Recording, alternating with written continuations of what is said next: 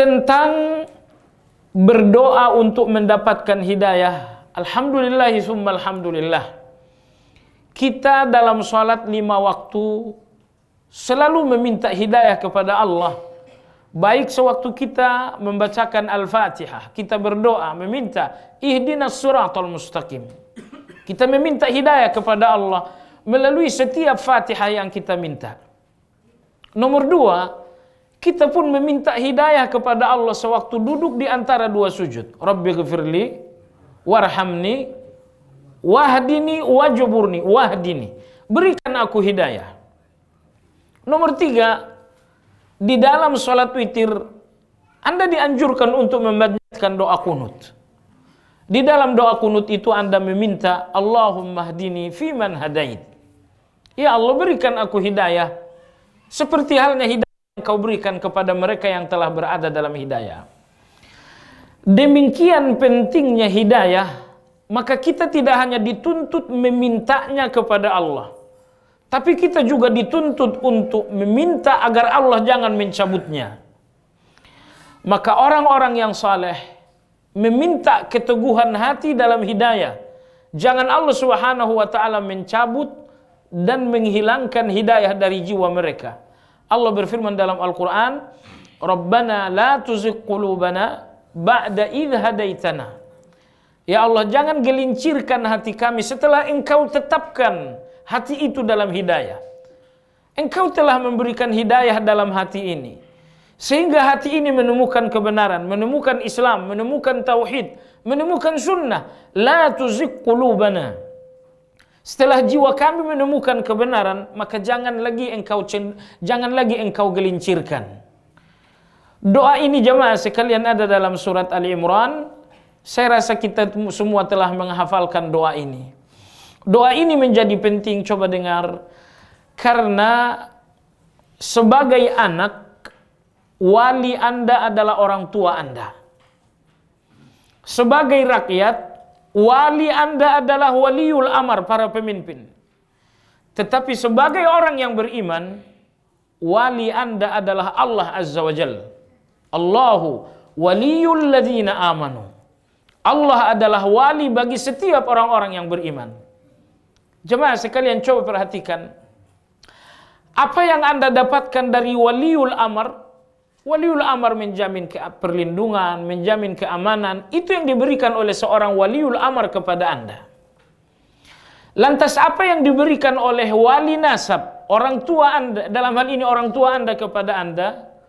Dia memberikan Anda warisan berupa harta, berupa rumah. Dia adalah wali nasab, maka dia memberikan Anda berupa warisan.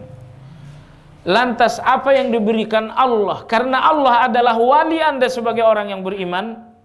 Allah berfirman, "Wa nudu an tilkumul jannatu uristumuha bima kuntum ta'malun." Mereka dipanggil, orang-orang beriman ini dipanggil pada hari akhirat. Dikatakan kepada mereka, "Tilkumul jannah uristumuha." Itulah surga diwariskan terhadap kalian. Subhanallah. Orang tua kita karena dia adalah wali kita, maka ia mewariskan harta. Tetapi Allah, karena Allah adalah wali kita sebagai orang yang beriman, Allah Subhanahu wa taala menetapkan dan memutuskan bahwa antum dan kita semua adalah pewaris dari surga. Warisan Anda dari Allah adalah surga. Oleh sebab itu, setiap mukmin hatinya akan meleleh meminta kepada Allah. Jangan sampai hubungannya dengan Allah putus. Dan hubungan dengan Allah hanya satu, hidayah. Oleh sebab itu, di antara doa yang selalu terucap dari lisan orang-orang yang saleh adalah Rabbana la tuzigh qulubana ba'da idh hadaitana wa hab lana min ladunka rahmah innaka antal wahhab. Rabbana, wahai Tuhan kami, la tuzigh qulubana ba'da idh hadaitana. Jangan gelincirkan hati kami setelah Engkau berikan hidayah kepada hati kami. Baik, jadi kesimpulan, kita meminta hidayah agar semakin kokoh, dan kita pun meminta agar Allah jangan mencabut hidayah itu dari jiwa kita semua. Ini pelajaran pertama dari ayat yang mulia, bahwa hidayah hanya ada di tangan Allah. Jemaah sekalian, Al-Quran berbicara bahwa terkadang Nabi pun memberi hidayah. Bukankah ini kontra dengan penjelasan ayat? Ambil contoh misalnya, ketika Allah Azza wa Jalla berfirman tentang Nabi SAW, innaka la tahdi man ahbabta. Muhammad, sungguh engkau tidak mampu memberi hidayah terhadap orang yang engkau cintai. Perhatikan jemaah sekalian, cinta membuat kita ingin memberikan yang terbaik untuk seseorang. Namun Allah Azza wa Jalla berfirman, Muhammad, engkau tidak mampu memberi hidayah walaupun terhadap orang yang paling kau cintai. Yang paling dicintai Nabi SAW antara lain adalah pamannya Abu Talib. Tetapi Allah berfirman, innaka la tahdi man ahbabta. Engkau tidak mampu memberi hidayah kepada orang yang engkau cintai. Jadi di dalam ayat ini sejalan dengan ayat yang kita bacakan. Apabila dalam ayat 16 ini Allah katakan hidayah di tangan Allah. Lalu ayat yang baru saja kita bacakan menjelaskan bahwa Nabi kita alaihi salatu wassalam tidak mampu memberi hidayah. Nah, lalu ada ayat ketiga yang rasanya sedikit kontra, yaitu firman Allah, wa innaka latahdi ila siratim mustaqim. Wahai Muhammad, sungguh engkau memberi hidayah kepada jalan yang lurus. Berarti ada 3 ayat sekarang. Ayat ke-16 mengatakan hidayah di tangan Allah satu-satunya. Ayat yang tadi kita jelaskan nomor 2, bahwa Muhammad, meski engkau penuh cinta kepada seseorang, namun kekuatan cinta tidak akan membuatmu bisa memberikan hidayah. Jadi Allah tidak sekedar mengatakan hidayah di tanganku, tetapi Allah bahkan mencabut kemampuan manusia memberikan hidayah. Lalu yang ketiga, Allah berfirman, wa innaka latahdi ila sirat, engkau memberi hidayah kepada jalan yang lurus. Jadi kadang-kadang Muhammad, engkau tidak bisa memberi hidayah hanya di tangan Allah. Lalu kadang-kadang Allah berfirman, engkau memberi hidayah. Ini menunjukkan jemaah sekalian bahwa ada 2 jenis hidayah. Hidayah pertama dikuasakan Allah kepada seorang manusia, kepada seorang nabi, kepada seorang ulama, kepada para dai. Hidayah yang dikuasakan kepada manusia. Ini yang dimaksud dengan firman Allah, wa innaka latahdi ila siratim mustaqim. Sungguh engkau benar-benar memberi hidayah kepada jalan yang lurus. Lalu ada pula hidayah yang hanya di tangan Allah Tabaraka wa Ta'ala. Hidayah yang kedua ini tidak dikuasakan kepada siapapun. Ini yang dimaksud dalam ayat yang kita pelajari. Dan hidayah jenis kedua ini pula yang dimaksud dalam firman Allah, innaka la tahdi man ahbabta. Pertanyaannya sekarang adalah, hidayah apa yang dikuasakan Allah kepada seseorang, dan hidayah apa yang secara utuh dalam kekuasaan Allah? Jemaah sekalian, hidayah yang dikuasakan Allah kepada seorang dai, kepada seorang nabi, kepada seorang ulama, dinamakan dengan hidayatul irsyad. Nah, adapun hidayah yang secara utuh dalam kekuasaan Allah dinamakan dengan hidayatut taufik. Hidayatul irsyad, hidayatut taufik.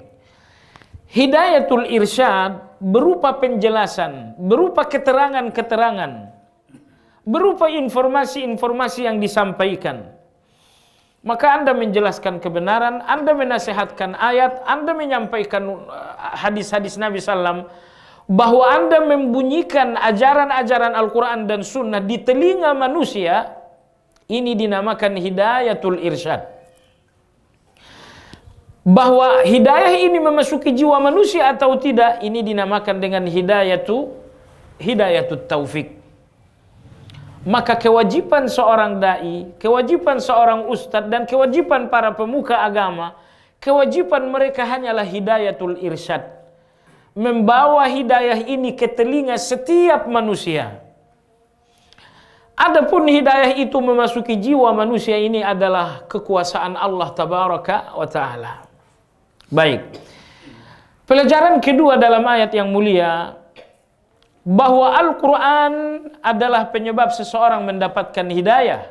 Allah berfirman, yahdi bihillah. Allah memberi hidayah dengan penyebab Al-Quran. Maka Al-Quranul Karim adalah penyebab hidayah. Oleh sebab itu dalam banyak ayat Al-Quran, Allah Azza wa Jalla menstatuskan dan menamai Al-Quran dengan hidayah. Ambil contoh misalnya, ayat yang demikian populer bagi kita, dalam surat Al-Baqarah Allah berfirman, "Dzalikal kitab la raiba fihi hudan." Itulah Al-Quran, tidak ada keraguan di dalamnya, hudan, sebagai hidayah dan petunjuk. Hidayah dan petunjuk bagi semua orang? Tidak. Hidayah dan petunjuk hanya bagi sekelompok orang, yaitu lil muttaqin, bagi orang yang bertakwa saja.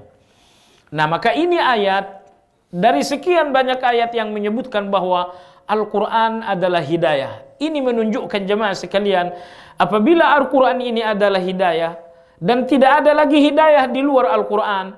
Syekhul Islam Ibn Taimiyah rahimahullah dalam kitab Muqaddimatut Tafsir mengatakan bahwa Allah telah menghimpun semua hidayah di dalam Al-Quran. Maka orang yang mencari hidayah dalam Al-Quran pasti akan menemukannya.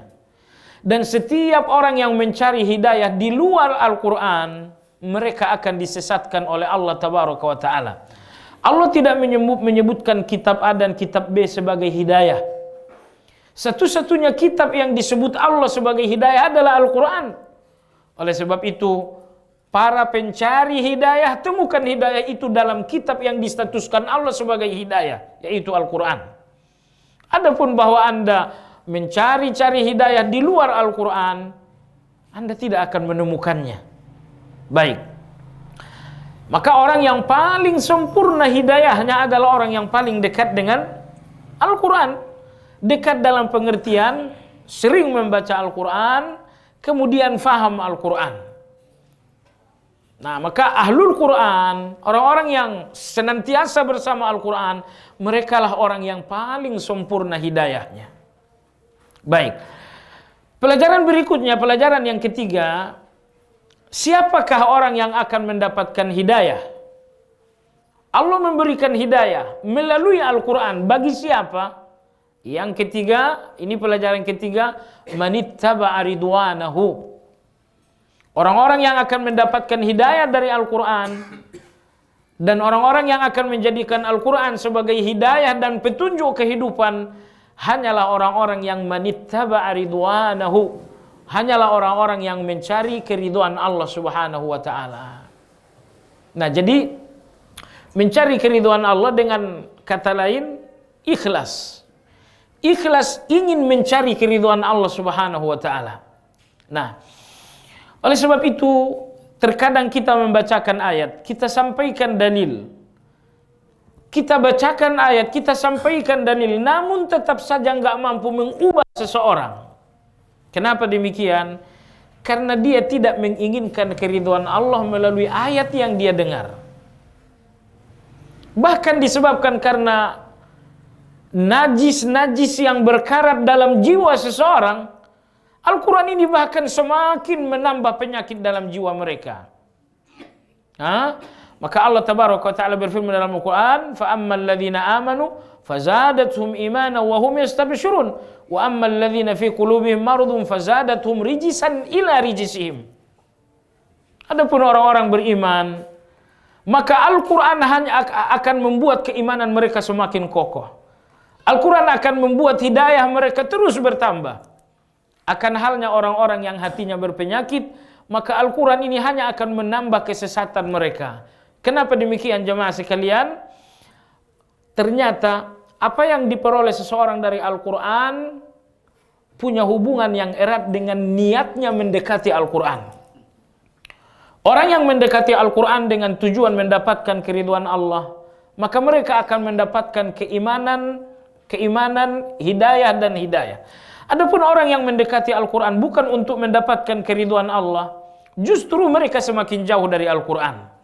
Jadi oleh sebab itu yang kita lihat jemaah sekalian, sekelompok orang menggunakan Al-Quran hanya untuk mengais-ngais rezeki dari tangan manusia. Ada orang yang menggunakan Al-Quran hanya untuk membangun nama besar. Dan yang paling celaka adalah orang yang mendalami Al-Quran untuk mensyubuhatkan ayat-ayat Al-Quran. Saya tahu ada seorang tokoh liberal di negara ini. Laki-laki ini disebut orang yang banyak membaca Al-Quran. Makin banyak Al-Quran dia baca, makin banyak ayat-ayat yang dia rancukan. Makin banyak ayat Al-Quran yang dia sesatkan.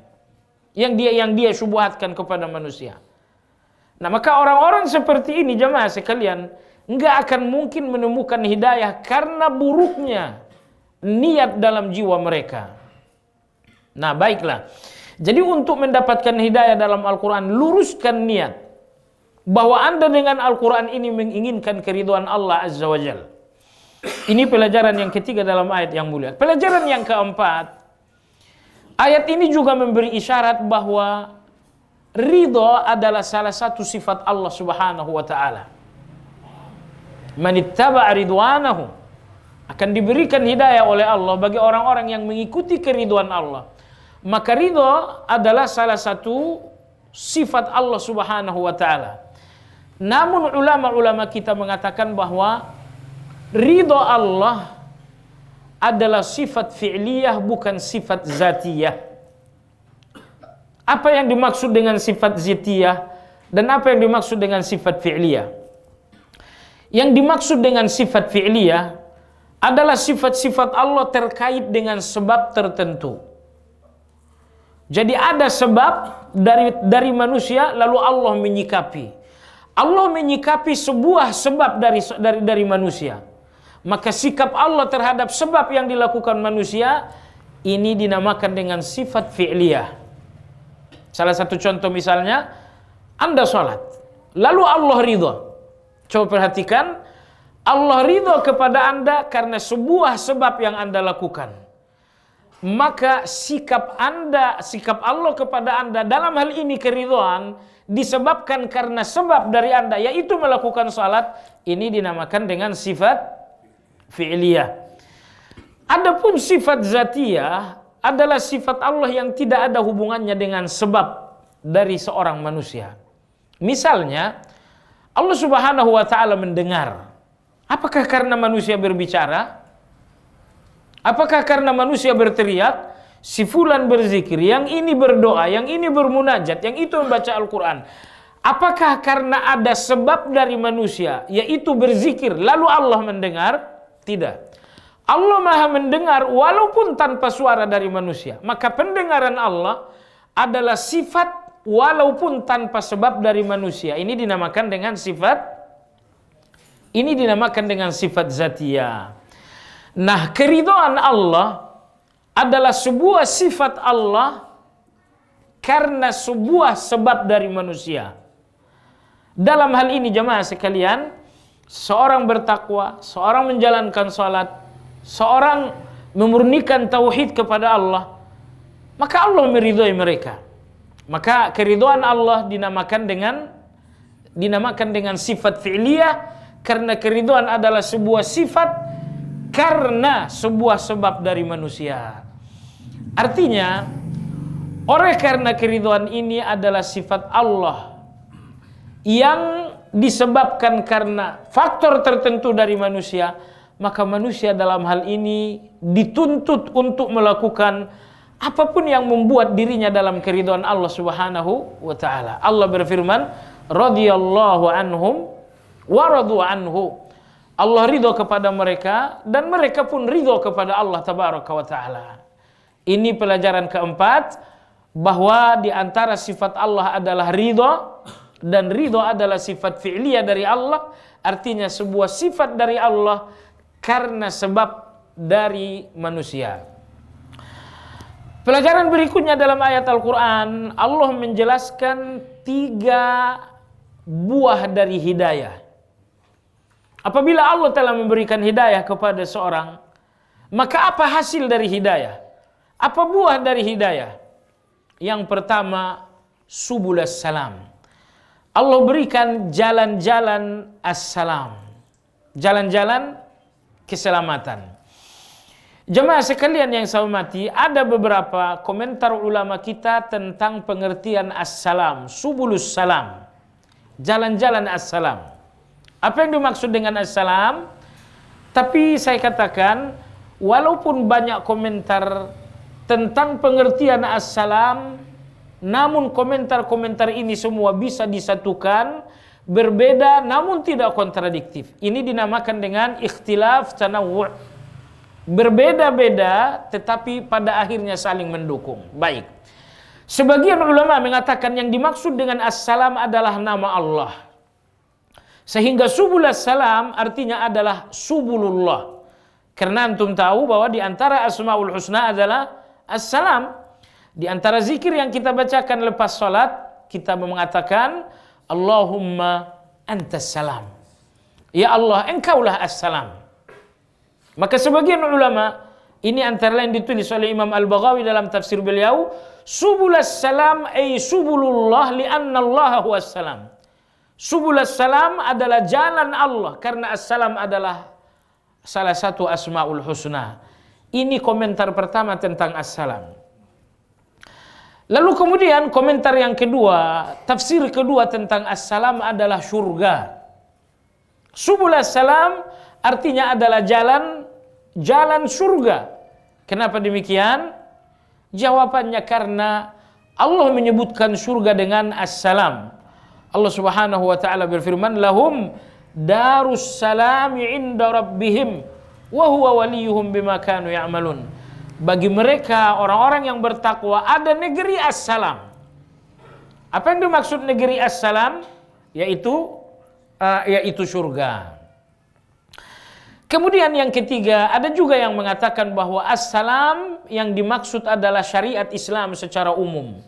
Salat, puasa, zakat, ini semua dinamakan subul as-salam. Tadi saya katakan bahwa bermacam dan berbeda komentar, tapi pada akhirnya saling mendukung karena perbedaan komentar, perbedaan tafsir di sini adalah ikhtilaf tanawwu'. Maksudnya jemaah sekalian, Al-Quran ini subulas salam di dunia karena merupakan penyebab yang membawa manusia kepada darus salam. Dan ini merupakan ketetapan dari Allah as-salam. Jadi Allah as-salam syariatnya adalah subulas salam. Akhir dari subulas salam bahwa seseorang berada di dalam darus salam. Jadi dengan demikian, tiga tafsir yang disampaikan para ulama kita bukan ikhtilaf tadad, bukan perbedaan kontradiktif, namun perbedaan yang saling menguatkan dan saling mendukung. Baik. Kenapa syariat Islam dinamakan subulas salam, jalan keselamatan? Karena syariat ini, karena Al-Quran dan Sunnah adalah jalan dari keselamatan, adalah jalan menuju keselamatan. Keselamatan apa? Pertama, di dunia ini syariat Islam, Al-Quran dan Sunnah, keselamatan dari syubhat dan syahwat. Semua orang tersesat hanya karena dua hal. Ada yang tersesat karena syubhat, dan ada yang tersesat disebabkan karena syahwat. Anda ingin selamat dari syubhat dan syahwat, tempuhlah jalan Al-Quran. Sebab Allah menyebutkan Al-Quran, menyebutkan Islam sebagai subulas salam, karena Al-Quran adalah keselamatan dari syubhat dan syahwat. Apa yang dimaksud syubhat? Syubhat artinya tidak faham kebenaran, tidak faham tauhid, tidak faham syariat. Ketidakfahaman dinamakan dengan syubhat. Lalu apa yang dimaksud dengan syahwat? Tidak menjalankan yang difahami. Kamu sudah faham Al-Quran? Sudah faham. Dijalankan tidak? Enggak. Ini dinamakan dengan syahwat. Jadi orang yang tidak menjalankan Al-Quran bisa jadi karena tidak tahu. Ini dinamakan dengan syubhat. Bisa jadi tahu tapi karena memperturut hawa nafsu. Ini dinamakan dengan syahwat.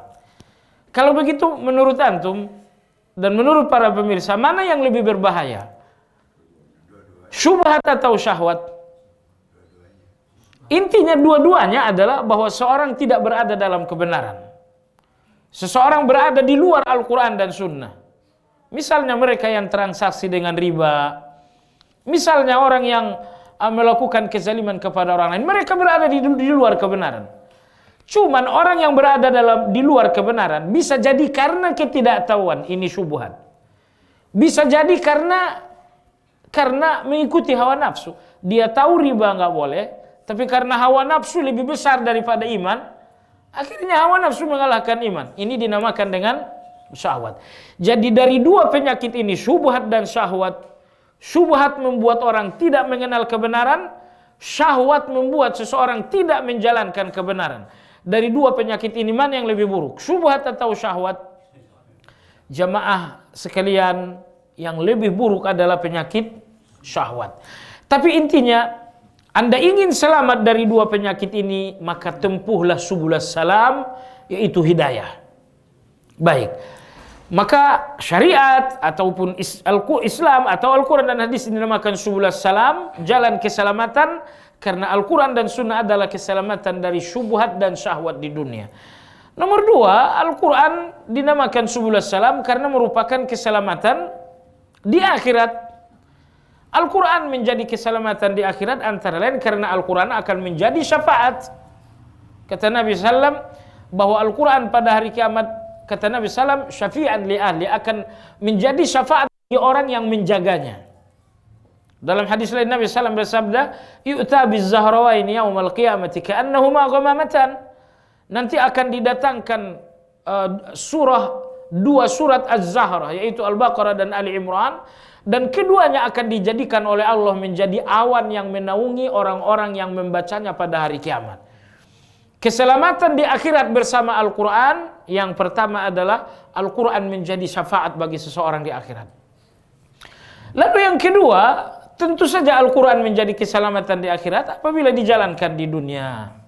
Baiklah, jadi kesimpulan, buah pertama dari hidayah adalah subulas salam, seseorang berada di atas keselamatan. Lalu buah yang kedua dari hidayah, wa yukhrijuhum minaz zulumati ila nuri biiznih, bahwa seseorang akan keluar dari kegelapan menuju cahaya. Hidup dalam kegelapan. Coba perhatikan orang lain.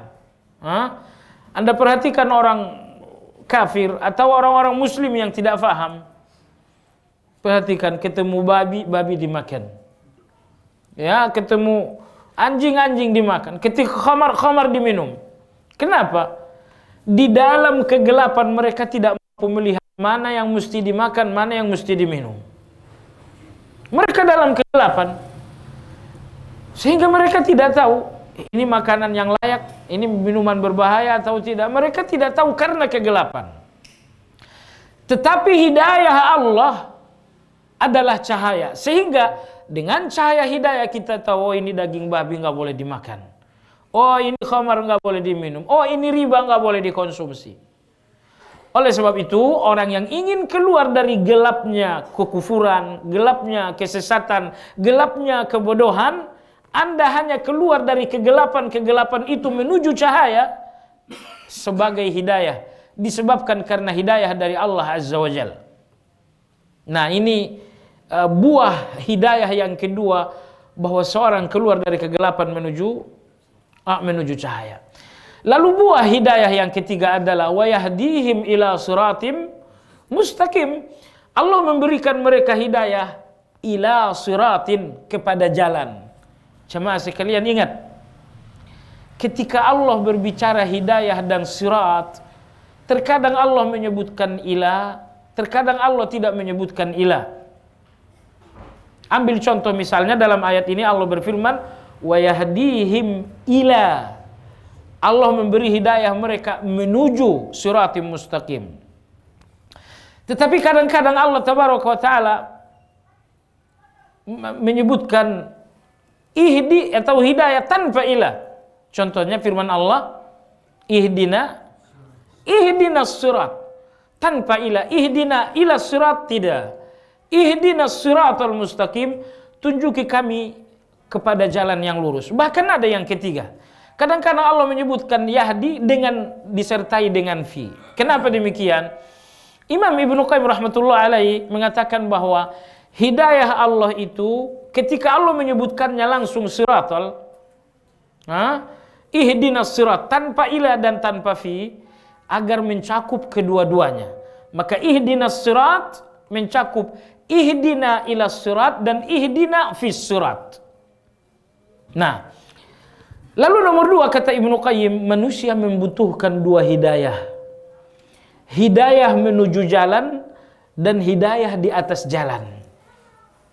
Hidayah menuju jalan dan hidayah di atas jalan. Hidayah menuju jalan, nah itu yang dimaksud dalam ayat ini, wa yahdihim ila siratim mustaqim. Allah memberi hidayah kepada mereka menuju siratul mustaqim. Dan siratul mustaqim, Islam, Al-Quran, bagaimana cara makan, bagaimana cara tidur, dijelaskan caranya. Ini hidayah menuju jalan kebenaran. Tapi jemaah sekalian, setelah hidayah menunjukkan Anda jalan menuju kebenaran siratul mustaqim, dan Anda benar-benar telah berada di atas siratul mustaqim, lalu Anda membutuhkan hidayah yang kedua, yaitu hidayah di atas siratul mustaqim. Hidayah berupa istiqamah, hidayah berupa halawah. Jadi kesimpulan, Anda membutuhkan hidayah menuju jalan kebenaran, dan nomor 2, Anda membutuhkan hidayah berada di atas jalan tersebut. Kita telah melihat banyak orang yang telah memperoleh hidayah menuju jalan kebenaran, sehingga mereka sampai kepada jalan kebenaran. Tetapi tidak ada hidayah bagi mereka di atas jalan kebenaran, sehingga akhirnya mereka terjungkal, akhirnya mereka murtad, akhirnya mereka jauh dari istiqamah. Banyak orang-orang murtad. Tadinya muslim, murtad. Tadinya muslim berarti ia mendapatkan hidayah menuju Islam. Tetapi murtad berarti tidak ada hidayah baginya di atas hidayah. Maka oleh sebab itu, alangkah pentingnya, alangkah perlunya kita terhadap 2 hidayah. Hidayah menuju jalan kebenaran, lalu hidayah setelah berada di atas jalan kebenaran tersebut. Baik. Kemudian itulah yang ketiga, buah dari hidayah, yaitu berada di atas siratal mustaqim. Lalu yang terakhir, tadi Allah menyebutkan subulas salam dalam bentuk plural, dalam bentuk jamak. Subulas salam, jalan-jalan keselamatan. Tetapi ketika Allah menyebutkan siratal mustaqim, siratim mustaqim, Allah menyebutkan jalan dalam bentuk mufrad, dalam bentuk tunggal.